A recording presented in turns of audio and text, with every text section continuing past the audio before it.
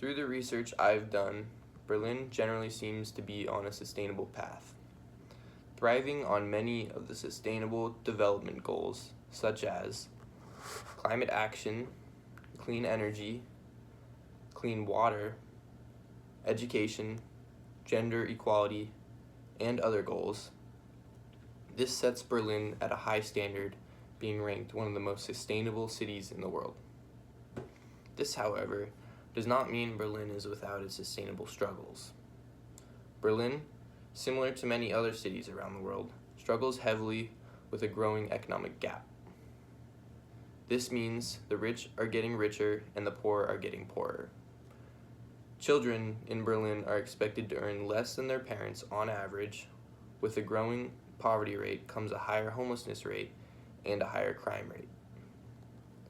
I think because Berlin is doing relatively well in relation to the Sustainable Development Goals, it will be easier to focus on trying to close the growing economic gap.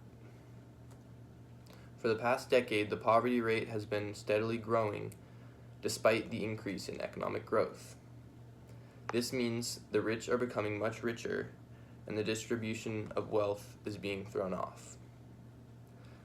Many like to blame the sharp increase in immigrants for this increase in poverty. The idea of trickle-down wealth stops being effective when the rich are unwilling to stop hoarding wealth. In order to combat an economic gap, the middle class must be supported to grow. Berlin needs a surplus of livable wage-paying jobs instead of a small amount of very high-paying wages.